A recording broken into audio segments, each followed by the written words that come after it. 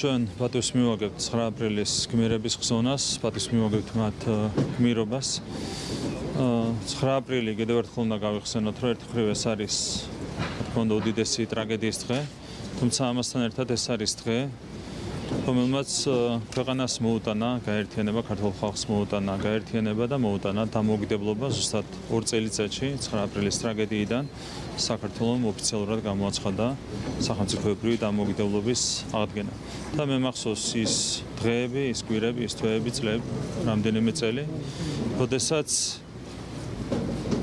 შეიცვალა დამოუკიდებლობა საზოგადოებაში და სიძულვილს სძლია სიყვარული. შესაბამისად ეს ყველაფერი ჩვენ შეგვახსენებს იმას თუ რამდენად უნდა გაუფრთხილდეთ ჩვენი ქვეყნის დამოუკიდებლობას, თავისუფლებას, რომელიც ჩვენ მოვიპოვეთ, სწორედ ჩვენი გმირების ბრძოლის საფუძველზე და ეს ყველაფერი ასევე შეგვახსენებს იმას, რომ ჩვენ უნდა გაუფრთხილდეთ ერთმანეთს და ერთმანეთის მიმართ ურთიერთობას, ერთმანეთის მიმართ სიყვარულს. თქვენ ხედავთ, რომ არიან ძალები, რომლებიც ცდილობენ ჩვენი საზოგადოების ხელოვნურად გახლეჩას და ზუსტად იგივე პროცესები წარიმართებოდა საქართველოში დაახლოებით 35 წლის წინ, როდესაც მაშინდელი საბჭოთა KGB ცდილობდა ხელოვნურად ქართული საზოგადოების გახლეჩას და სამწუხაროდ ამას მიაღწიეს გარკვეული პერიოდის შემდეგ 9 აპრილიდან.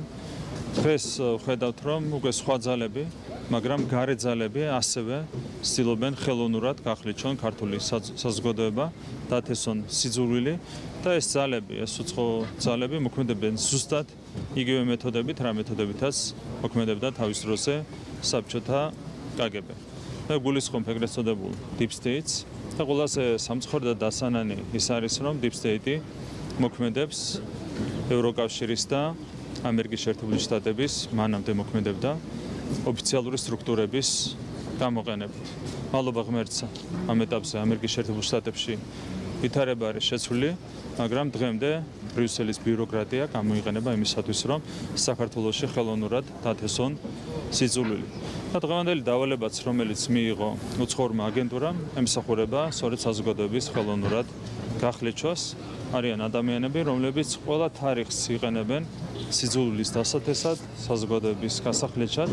ეს არის დამკვიდრებული პრაქტიკა და დღევანდელ დღეს მათ სცადეს 9 აპრილი, ჩვენთვის უმნიშვნელოვანესი დღე, გამოიყენებინათ კიდევ ერთხელ საზოგადოების ხელოვნურად გასახლეჩად. რა თქმა უნდა, ზუსტად ისევე, როგორც დამარცხდა თავის დროზე 34 წლის წინ საბჭოთა KGB, როცა ჩვენ გამოაცხადეთ სახელმწიფოებრივი დამოუკიდებლობის აღდგენა, ზუსტად ასევე ამ გარე ძალებზე გაიმარჯვებს საქართველოს დამოუკიდებლობის და საქართველოს თავისუფლების იდეა.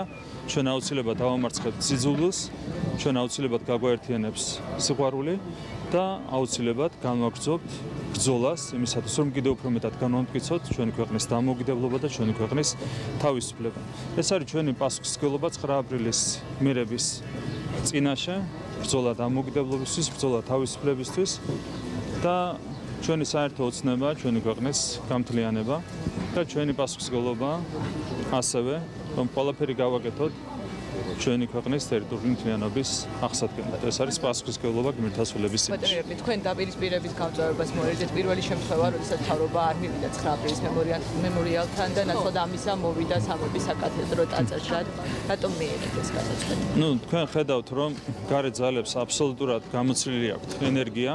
ესენი ცდილობდნენ ეს კონკრეტული პროვოკაცია გამოიყენებინათ დამატებითი ენერგიის მისაღებად. რა თქმა უნდა, ჩვენ ამას ვერ აღვებოდით მათ სცენარს და რას თავარია, ჩვენ უნდა გაუფრთხილდეთ ერთიანობას საზოგადოებაში.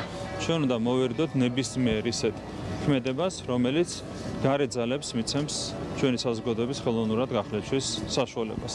აქედან გამომდინარე, ჩვენ ვფიქრობთ, რომ მივიღეთ აბსოლუტურად არა მარტო პრაგმატული გადაწყვეტილება, არამედ პირველ რიგში ისეთი გადაწყვეტილება, რომელიც შეესაბამება ჩვენი საზოგადოების ინტერესებს და კიდევ ერთხელ ვიტყვი, რაც დავწერე, რომ ალბათ ჩვენი გმირების სულები ჩვენგან სწორედ ასეთ გადაწყვეტილებას ელოდნენ, გადაწყვეტილებას, რომელიც იქნება მიმართული არა დაპირისპირების გაღვივებისკენ, არამედ გადაწყვეტილებას, რომელიც იქნებოდა მიმართული სწორედ საზოგადოების გამთლიანებისკენ. ჩვენ ყველაფერი უნდა გავაკეთოთ იმისათვის, რომ გარეთ ძალებს არ მივცეთ საზოგადოების ხელოვნურად გახლეჩვის საშუალება და პირიქით ჩვენ ყველაფერი უნდა გავაკეთოთ საზოგადოების გასაერთიანებლად სიყვარულის გარშემო. საზოგადოებას უნდა აერთიანებდეს სიყვარული, ჩვენ ვერავის მივცემთ იმის საშუალებას, რომ ხელოვნურად დაგბონ სიძულვილის გაღვევებით. თქვენს განცხადებაზე გითხავთ თუ შეიძლება თავადაც ახსენეთ და ორმა ნაწილმა გამოიწვია საზოგადოების გარკვეული ნაწილის გულისხმობა. ერთი ის რომ რუსეთი არ იყო ნახსენები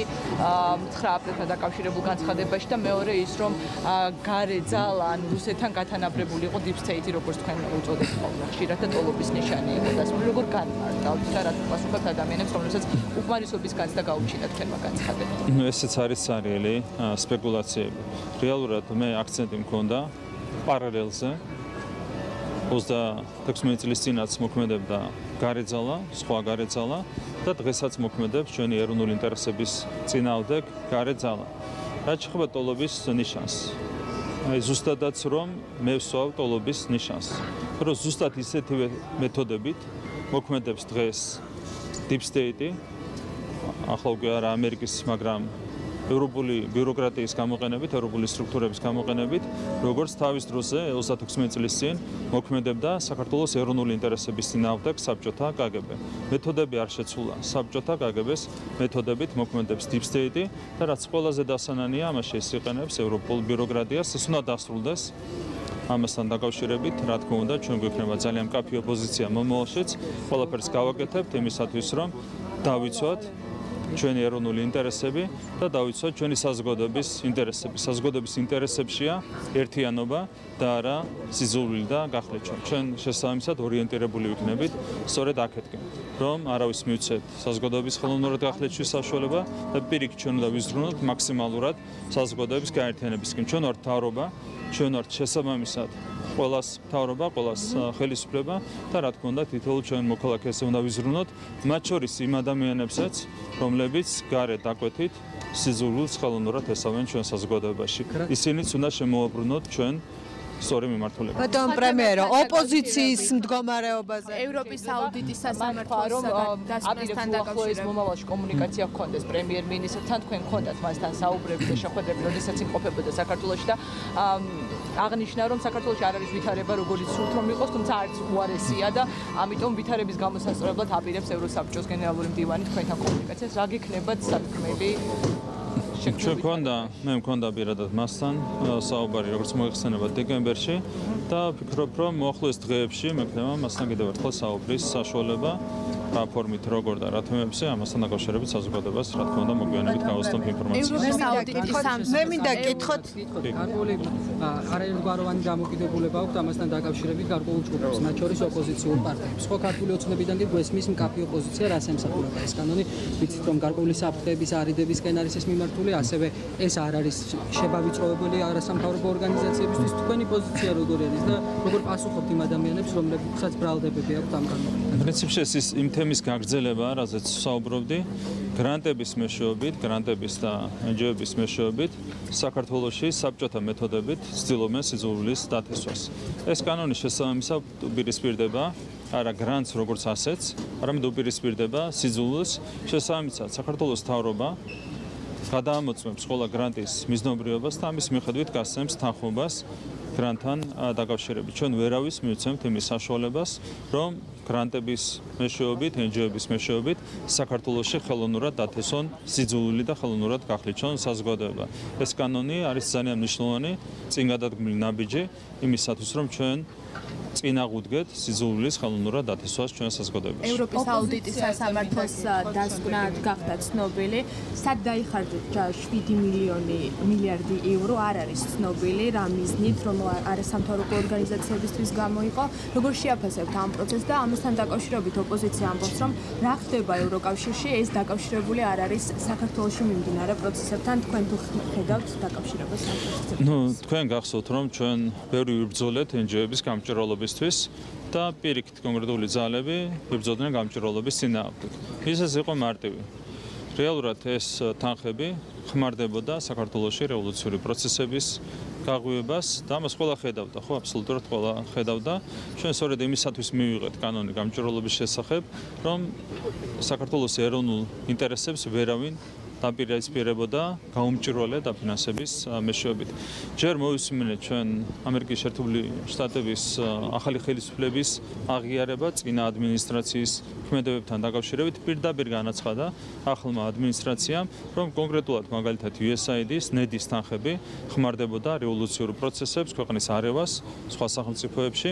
ეს არის პირდაპირი აღიარება. ახლა უკვე ჩვენ ხედავთ აღიარებას ევროპული სტრუქტურებიდან. ყველაფერი დღესავით ნათელია. თქვენ ხედავთ, ვინ აფინანსებს იმ ორგანიზაციებს, რომლებიც საქართველოში არიან რადიკალიზმის გაღვივებით დაკავებული და სიძულვილის დათესვით დაკავებული. ხო, ეს არის ყველაზე მდიდარი NGO-ები. ეს არის პოლიტიკური პარტიებიც კი, რომლებსაც კონსტიტუციის დარღვევით აფინანსებდნენ კონკრეტული ფონდები. ყველაფერი ხელის გულზადებს ისედაც, მაგრამ ჩვენ ბოლომდე უნდა გავხადოთ ეს ყველაფერი გამჭვირვალე იმისათვის, რომ ბოლომდე იყოს მტკიცედ დაცული საქართველოს უსაფრთხოება. ეს არის უსაფრთხოების თემა.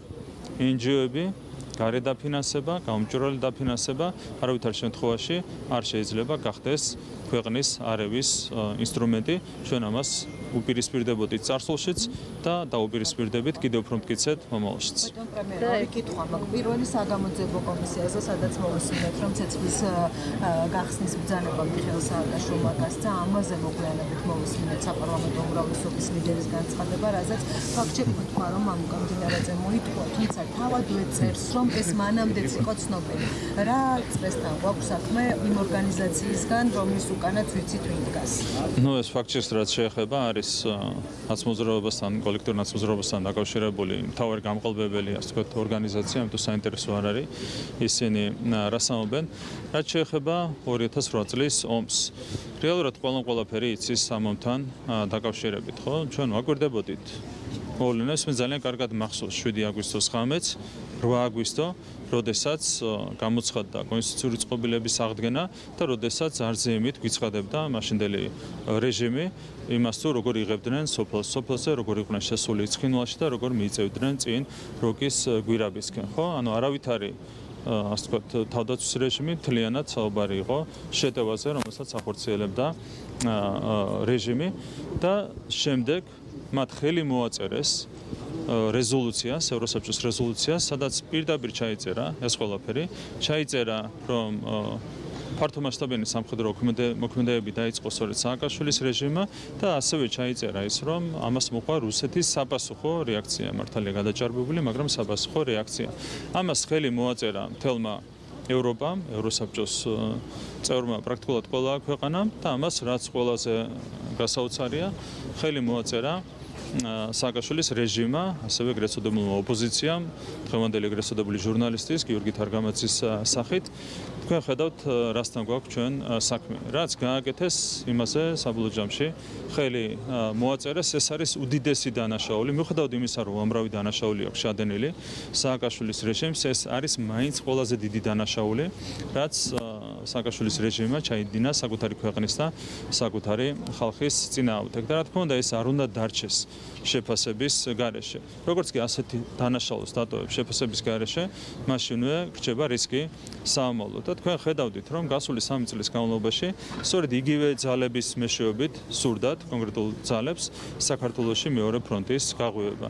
აქაც რა თქმა უნდა, რომ ქონოდათ ამის საშუალება, ისევე გააღვივებდნენ ომს ჩვენს ქვეყანაში, როგორც ეს გააკეთეს 2008 წელს და ქვეყანას ჩააგდებდნენ კიდევ უფრო მძიმე მდგომარეობაში, ვიდრე 2008 წელს ჩააგდეს. თუმცა, მადლობა ღმერთს, ქართულმა საზოგადოებამ მათ არ მისცა ხელისუფლებაში დაბრუნების საშუალება და შესაბამისად ახალი ფრონტის გაჩაღების საშუალება ჩვენს ქვეყანაში. ოპოზიციაში ყველასთან დაკავშირებით თავად ოპოზიცია ამბობს, რომ ცუდი პროცესები მიდის შიგნით, პროცესები, რომელიც აზიანებს თითოეულ პარტიას.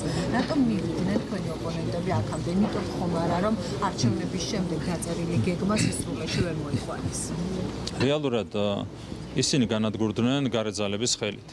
საბოლოო ჯამში გარედან იწერება სცენარები, გარეთ ვინც წერს თან დაბალ დონეზე წერენ კონკრეტულ სცენარებს, მათ არ აქვთ საზოგადოების პულსის სწორი აღქმა და აქედანაც იმ დონის აგენტები არიან, რომ რაღაცა საკუთარი აზრის გამოთქმის საშუალებაც კი არ აქვს საკუთარი პატრონების წინაშე. ასე დროს ძალიან მარტივად პრაქტიკულად ისე მოხდა, რომ გარე ძალებმა თვითონ გაანადგურეს ოპოზიცია, მიუხედავად იმისა, რომ ჰქონდათ სრულიად სხვა მიზანი ეს ოპოზიცია მოიყვანათ ხელისუფლებაში. არის სრული ქაოსი და რა თქმა უნდა ეს ასე წარიმართება მომავალშიც და ძალიან კარგია. თქვენ ნახავთ იმ შემთხვევაში, თუ მიიღებენ ისინი მონაწილეობას არჩევნებში, სრული ფიასკოსთვის არიან განწირული. ჩვენ 64 მუნიციპალიტეტში ძალიან დიდი უპირატესობით მოვიგებთ, როგორც მერის არჩევნებს, ასევე საკრებულოს არჩევნებს. საბოლოო ჯამში ეს პროცესი უნდა გაგრძელდეს და ამის მიუხედავად მე მაინც მინდა თქვა, მიუხედავად იმისა, რომ ისინი თავისითაც სუსტდებიან, ძალიან მნიშვნელოვანია ჩვენ აქტიურად განვაგრძოთ ზრუნვა ამ პოლიტიკური პარტიების არაკონსტიტუციურად გამოცხადებაზე. უნდა მომზადდეს შესაბამისი სარჩელი, რომელიც შევა საკონსტიტუციო სასამართლოში, ვიდრე კოლექტიური ნაცმოძრაობა რჩება ოფიციალურ პოლიტიკაში, მანამდე ეს ქვეყანა ვერ დაისვენებს. აგენტურა არ უნდა იყოს პოლიტიკურ სპექტრში წარმოდგენილი, შესაბამისად ყველაფერი უნდა გავაკეთოთ იმისათვის, რომ ბოლომდე გავაჯანსაღოთ ჩვენი პოლიტიკური სპექტრი, პოლიტიკური სისტემა. ეს არის სასიცოცხლოდ მნიშვნელოვანი იმისათვის, რომ შეუქცევადად განვითარდეს დემოკრატიული თვალსაზრისით ჩვენი ქვეყანა. აზიის განვითარების ბანკის ანგარიშიც რომ გითხრათ 6%-იანი სიგა არის წელს ჩვენს ქვეყანაში და მსგავსი მძარდი დინამიკა რისი დამსახურებაა რომ გითხრათ. 6% არის წინასწარი პროგნოზი, თუმცა პირველი ორი თვის მაჩვენებელი არის ბევრად უფრო მაღალი 9.4%. შესაბამისად ჩვენ გვაქვს ძალიან დიდი იმედი და საფუძვლიანი იმედი რასთავარია, რომ 6%-ს ბევრად გადავაჭარბებთ. ეს ხდებოდა ხოლმე წინა წლების შემთხვევაშიც, პროგნოზი იყო ხოლმე უფრო დაბალი და შემდეგ ამ გეგმას ასრულებდით ხოლმე ჩვენ გადაჭარბებით. ფიქრობთ, რომ წელსაც იქნება შეასრულებელი. ანუ ფიქრობთ, რომ წელს 6%-ზე მაღალი ზრდა გვექნება საბოლოო ჯამში. რა თქმა უნდა, ამისათვის დამატებით ინიციატივებსაც წარუდგენთ საზოგადოებას.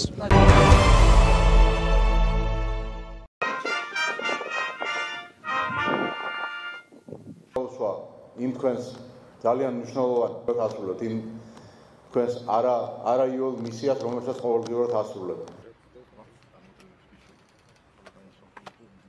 მემსახურები საქართველოს.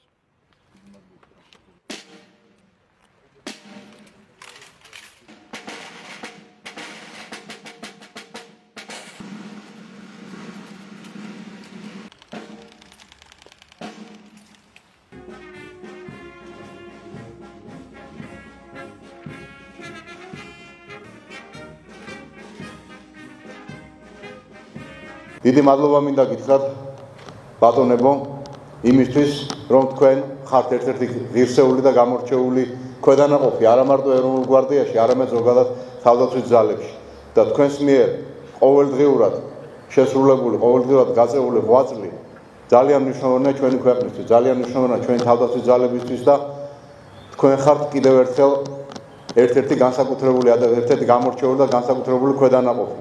რაც რა თქმა უნდა გაძლევთ დამატებით პასუხისმგებლობას. დღეს ჩვენ ვზეიმობთ სამხედრო სარიტუალო სამსახურის 29 წლის იუბილეს.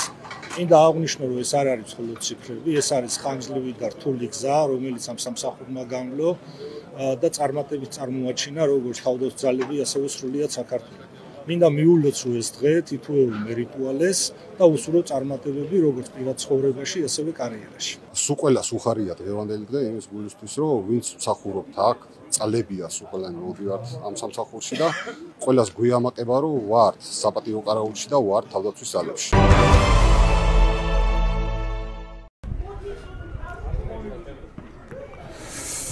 გამარჯობათ, მოგესალმებით მეგობრებო სამგორის რაიონიდან, კონკრეტულად დიდლილოში ვიმყოფებით, სადაც სპორტული კომპლექსის სამშენებლო სამუშაოები მიმდინარეობს და ამ პროექტთან დაკავშირებით მინდა გითხრათ რამდენიმე სიტყვა. სამუშაოების პირველი ეტაპი დასრულებულია, შენობა ნაგებობა აშენებულია, მიმდინარეობს კეთილმოწყობითი სამუშაოები, როგორც შენობის შიგნით, ასევე გარე პერიმეტრზე, მთლიანად მოწესრიგებული იქნება ტერიტორია. სამუშაოები ზაფხულის ბოლოსთვის მთლიანად დასრულებული იქნება, აღჭურვილი იქნება. ესე იგი, სპორტულ კომპლექსში არის ჭიდაობის დიდი დარბაზი, არის ასევე ძალიან დიდი სატრენაჟერო სივრცე, თავისი გასახდელებით, საშყაფეებით, ყველანაირად კეთილმოწყობილია და როგორც გითხარით, სამუშაოები დასრულებული იქნება ზაფხულის ბოლოსთვის. ძალიან მაგარია ასეთი პროექტების განხორციელება, ადგილობრივი მოსახლეობასთან ჩვენ გვქონდა დაპირება, რომ სპორტული კომპლექსი აშენდებოდა და რა თქმა უნდა დაპირება შესრულებულია, ის დარჩენილი სამუშაოები საფხულისთვის უკვე მთლიანად დასრულდება და ადგილობრივ მოსახლეობას მიეცემა იმის საშუალება, რომ აღნიშნული კომპლექსი გამოყენებული იყოს. მე დაგემშვიდობებით, ეს ხო რის თქმაც მინდოდა, მშვიდობიან დღეს გისურვებთ ყველას და მომდევნო დღეების განმავლობაში შევხვდებით ერთმანეთს.